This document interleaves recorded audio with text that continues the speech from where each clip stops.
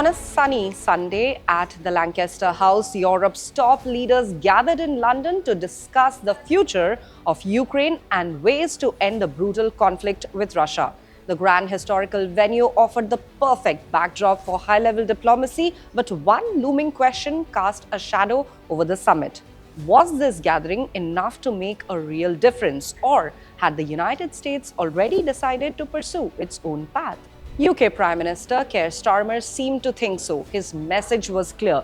Europe still has a crucial role to play in the pursuit of peace.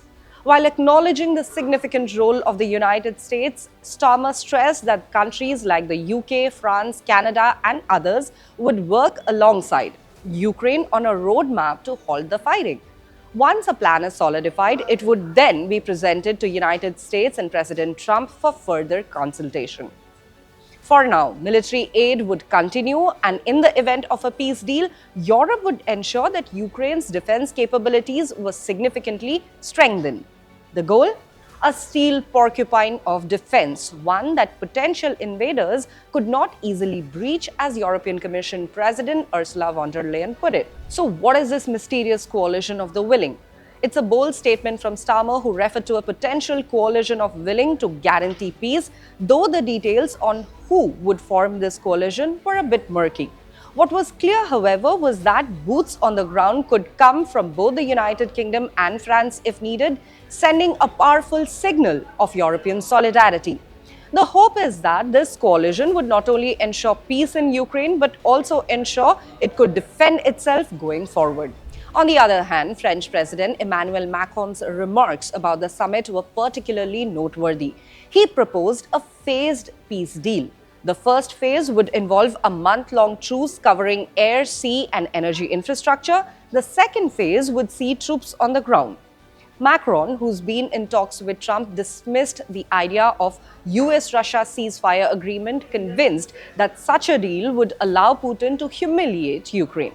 Interestingly, the proposed French-British ceasefire could be the alternative to Trump's current peace efforts. The key advantage? The proposed truce is easy to monitor, according to Macron, which would help ensure compliance. But is this a thin thread of unity?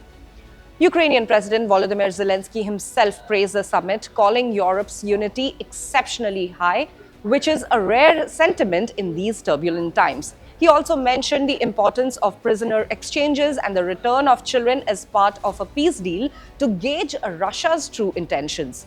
His words underscore the importance of building trust to achieve lasting peace. However, despite the optimism, the big question remained. Can Europe really lead on this, or does the power of the United States still overshadow everything?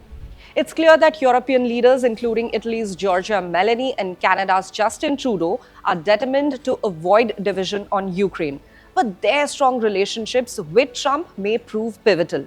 If anyone can push Trump to take Europe's proposals seriously, it's these leaders. But of course, Canada is also embroiled in a tariff war with United States.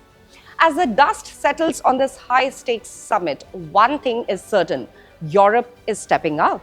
Whether it will be enough to influence the trajectory of the war and diplomacy remains to be seen, but with a coordinated plan of military support and a vision for Ukraine's future defenses, Europe is making it known we are in this together and we are not backing down.